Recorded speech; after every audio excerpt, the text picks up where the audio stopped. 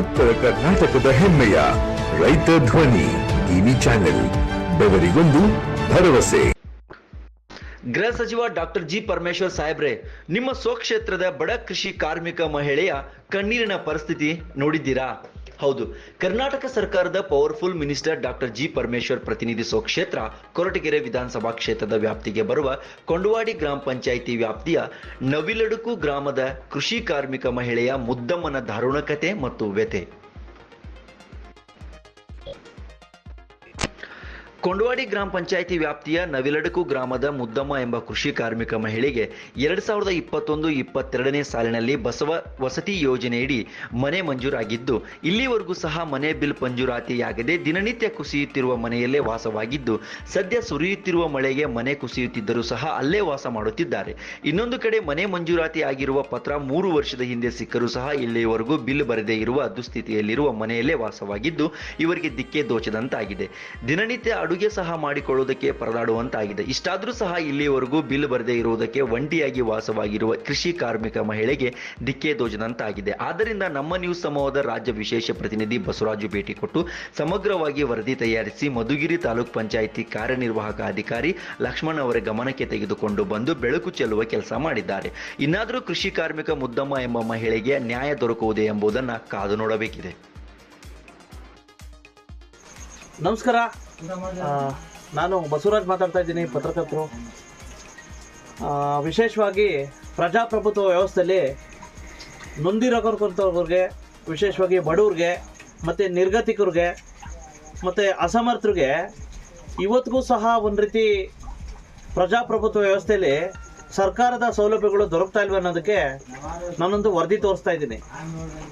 ನಾನು ತೋರಿಸ್ತಾ ಇರ್ತಕ್ಕಂಥದ್ದು ಒಂದು ರೀತಿ ತುಮಕೂರು ಜಿಲ್ಲೆಯ ಮಧುಗಿರಿ ತಾಲೂಕ್ ಪಂಚಾಯಿತಿ ವ್ಯಾಪ್ತಿಗೆ ಬರ್ತಕ್ಕಂಥ ಕೊರಟಗೆರೆ ವಿಧಾನಸಭಾ ಕ್ಷೇತ್ರದ ನವಿಲಡುಕು ಅಂತಕ್ಕಂಥ ಗ್ರಾಮದ ಮುದ್ದಮ್ಮ ಅಂತಕ್ಕಂಥ ಒಬ್ಬ ಮಹಿಳೆಯ ಒಂದು ರೀತಿ ದಾರುಣ ಕತೆ.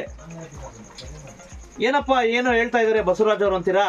ಹೌದು, ಕಳೆದ ಒಂದು ರೀತಿ 15-20 ವರ್ಷಗಳಿಂದ ಒಂಟಿಯಾಗಿ ಪಾಪ ಕೂಲಿ ನಾಲಿ ಮಾಡಿ ಮತ್ತು ಕೃಷಿ ಕಾರ್ಮಿಕ ಮಹಿಳೆಯಾಗಿ ಪಾಪ ಕೆಲಸ ಮಾಡ್ತಾರೆ ಅವರು.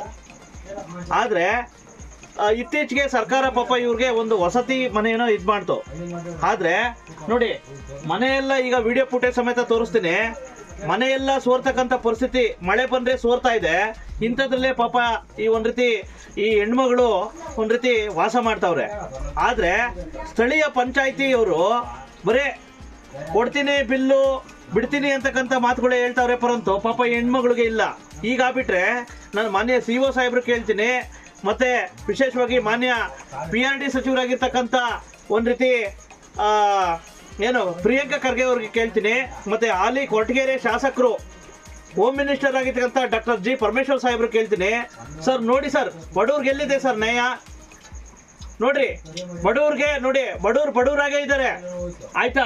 ನೋಡಿ, ಮಳೆಯಲ್ಲಿ ನೀರು ಸೋರ್ತಾ ಇದೆ ಸಾಕಷ್ಟು, ಅದರಲ್ಲೇ 15 ವರ್ಷಗಳಿಂದ ಇದು ಮಾಡ್ತಾವ್ರೆ. ಸ್ಯಾಂಕ್ಷನ್ ಆಗಿರ್ತಕ್ಕಂಥ ಮನೆಗಳಿಗೆ ಸರಿಯಾಗಿ ಬಿಲ್ ಮಾಡ್ತಾ ಇಲ್ಲ. ಏನಾದ್ರು ಜೀವಕ್ಕೆ ಹಾನಿ ಆದ್ರೆ ಯಾರು ಸರ್ ಹೊಣೆ? ಆಯ್ತಾ, ಕೇಳಿದ್ರೆ ಪಂಚಾಯತಿಯವರು ಹೇಳ್ತಾವ್ರೆ, ಪಂಚಾಯತಿಯವರು ಏನು ಮಾಡ್ತಾ ಇಲ್ಲ ಅಂತ ಹೇಳ್ತಾರೆ. ಈಗ ಆಗ್ಬಿಟ್ರೆ ಬಡವರು ಮತ್ತೆ ವಿಶೇಷವಾಗಿ ಅಸಮರ್ಥ ಇರ್ತಕ್ಕಂಥವ್ರು, ಒಂಟಿ ಮಹಿಳೆಯರು ಬದುಕೋದು ಯಾವ ರೀತಿ?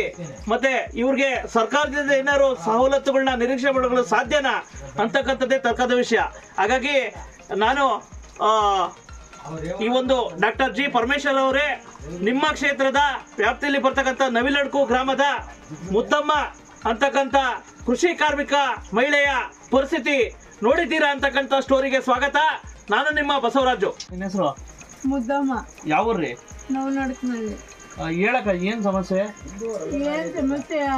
ಆರ್ಡರ್ ಕಾಪಿ ಬಂದು 2 ವರ್ಷದಿಂದ ಇದೇ ಹಿಂಗೆ ನಡೀತಾವ್ರೆ. ಬಿಲ್ ಬಂದಿಲ್ಲ ಅಂತಾರೆ.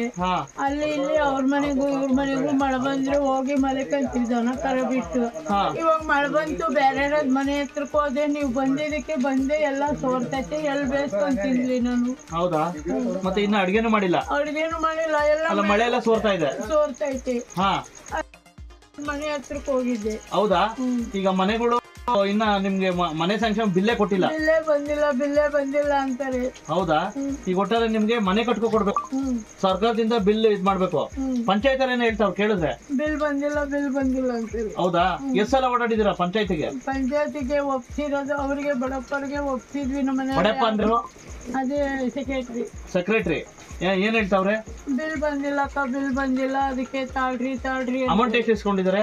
ಅಮೌಂಟ್ ಅದೇ ನಾವು ಮೇಲೆ ಬಿಲ್ ಅಲ್ದ ಮೇಲೆ ಇಷ್ಟು ಬಂದಿತ್ತು. ಆಗಲ್ಲ. ಎಷ್ಟು ಬಿಲ್ ಆಗಿತ್ತು? ಬಿಲ್ ಇನ್ನ ಆಗಿಲ್ಲ. ಅಲ್ಲ, ಎಷ್ಟು ಬಿಲ್ದು ಮನೆ ಅಂತ ಹೇಳಿದ್ರು? ಎಷ್ಟು ಬಿಲ್ಲು ನಂಗೆ ಗೊತ್ತಿಲ್ಲ, ಆರ್ಡರ್ ಕಾಪಿ ಒಳಗ್ ಗೊತ್ತೈತಿ. ಹೌದಾ? ಈಗ ಒಟ್ಟಾರೆ ಏನಪ್ಪಾ ಅಂತಂದ್ರೆ ನಿಮ್ಗೆ ಮನೇಲಿ ಈ ಒಂದು ಬೀಳ್ತಕ್ಕಂತ ಮನೇಲೇ ಇದೀರಾ? ಹಣ ಅರ್ಜೆಂಟ್ಗೆ ಏನಾನ ಮಾಡ್ರಿ, ಒಂದ್ ರೂಮ್ ಮಾಡ್ಕೊಡ್ರಿ ಅಂತ ನಾವು ಬಟ್ಟೆ ಕಟ್ಟಿ 50,000 ರೂಪಾಯಿ ಕುಡಿಕಿ ಕೊಟ್ರು 6 ತಿಂಗಳು ಆದ್ರೂ ಇನ್ನ ಬಿಲ್ ಬಂದಿಲ್ಲ. ಯಾರು ತಿಂದ್ರ 50,000? ಅವ್ರಿಗೇನೆ ಒಪ್ಸಿದೀವಿ. ಅವರೇ ಕರ್ಕೊಂಡ್ಬಂದು ಎಲ್ಲ ಹೊಡ್ಸಿ ಮಳ್ಳೋಡ್ಸೇವ್ರೆ, ಕಲ್ಲು ಹೊಡ್ಸೇವ್ರೆ, ಪಾಯ ತೆಗ್ಸೇವ್ರೆ. ಆದ್ರೆ ಪಾಯನೂ ಏನು ಹಾಕಿಲ್ಲ, ಕಲ್ಲು ಮಳ್ಳು ಅಲ್ಲೇ ಬಿದ್ದಿದೆ. ಹೌದಾ? ಈಗ ಒಟ್ಟಾರೆ ನಿಮ್ಗೆ ಮನೆ ಸರಿ ಮಾಡಿಸ್ಕೊಡ್ಬೇಕು ಬೇಗ. ಹೌದಾ? ಗೊತ್ತಾಯ್ತಲ್ಲ ವೀಕ್ಷಕರೇ, ಡಾಕ್ಟರ್ ಜಿ ಪರಮೇಶ್ವರ್ ಸಾಹೇಬ್ರೆ, ಮಾನ್ಯ ಹೋಮ್ ಮಿನಿಸ್ಟರ್ ನೀವು ನೋಡ್ರಿ, ನಿಮ್ಮ ಹೋಮ್ ಮಿನಿಸ್ಟರ್ ಇರ್ತಕ್ಕಂಥ ನಿಮ್ಮ ಒಂದು ಕ್ಷೇತ್ರದಲ್ಲಿರ್ತಕ್ಕಂಥ ಒಬ್ಬ ಕೃಷಿ ಕಾರ್ಮಿಕ ಮಹಿಳೆಯ ಪರಿಸ್ಥಿತಿ ಈಗ ಆಗ್ಬಿಟ್ರೆ ಜನಸಾಮಾನ್ಯರ ಪರಿಸ್ಥಿತಿ ಹೆಂಗೆ? ಈ ವರದಿನಂತೂ ನಾನೇ ಬಿಡಲ್ಲ, ನಾನು ಗಮನಕ್ಕೆ ತಗೋಬರ್ತಾ ಇದ್ದೀನಿ. ದಯವಿಟ್ಟು ಮಾನವೀಯತೆ ದೃಷ್ಟಿಯಿಂದ ಇಂಥ ನಿರ್ಗತಿಕ ಒಂದು ರೀತಿ ಹೆಣ್ಮಕ್ಳಿಗೆ ದಯವಿಟ್ಟು ಕೂಡ್ಲೆ ನೋಡಿ, ಈಗ ಮನೆ ಸ್ಯಾಂಕ್ಷನ್ ಆಗೈತೆ ಅಂತ ಹೇಳ್ತಾರೆ, 50,000 ರೂಪಾಯಿ ಇಸ್ಕೊಂಡವ್ರೆ ಅಂತ ಹೇಳ್ತಾರೆ. ಏನ್ ನಡೀತಾ ನಿಮ್ಮ ವ್ಯಾಪ್ತಿಯ ಗ್ರಾಮ ಪಂಚಾಯತಿಗಳಲ್ಲಿ? ದಯವಿಟ್ಟು ನಾಳೆನೆ ಇದನ್ನ ವರದಿನ ಬಿತ್ತರಿಸ್ತಾ ಇದ್ದೀನಿ. ದಯವಿಟ್ಟು ಈ ಹೆಣ್ಮಕ್ಳಿಗೆ ಮನೆ ಕೊಡ್ತಕ್ಕಂಥ ಕೆಲಸ ಮಾಡಬೇಕು, ಕೊಡ್ತಕ್ಕಂಥ ಕೆಲಸ ಮಾಡಿ ಈ ಇಂಥ ಹೆಣ್ಮಕ್ಳುಗಳನ್ನ ರಕ್ಷಣೆ ಮಾಡಬೇಕಂತಕ್ಕಂಥದ್ದು ನಮ್ಮನ್ವಿ. ಇದನ್ನ ನಾನು ತಾಲೂಕ್ ಪಂಚಾಯತಿ ಇವಾಗೂ ಆಗ್ತಾ ಇದ್ದೀನಿ. ಮತ್ತೆ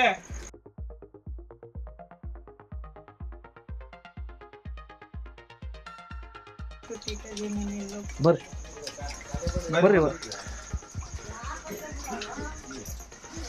ಎಲ್ಲಿ ಸೋರ್ತೈತೆ? ಹೌದಾ? ಎಲ್ಲ ತೊಟ್ಟಿ ಕದೆ ನಾನು ಅದಕ್ಕೆ ಆ ಕಡೆ ಮನೆ ಕಣದು. ಹೌದಾ? ಮಳೆ ಮ್ಯಾಲ್ಗೆ ಹತ್ತಿ ಮ್ಯಾಲ್ಗಿಲ್ ಬಿದ್ರೆ ರಾತ್ರಿ 2 ಬಿದ್ದೋಗ್ಯವೆ, ಮಗ್ಗಲ್ ಮನೆವಿ.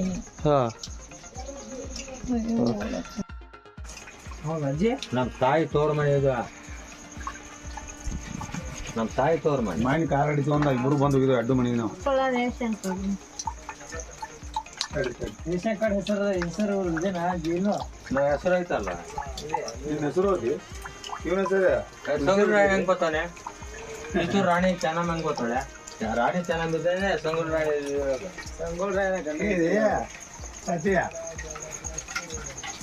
ನಂದು ಹೆಸರು. ನಾನು ಉತ್ತಮ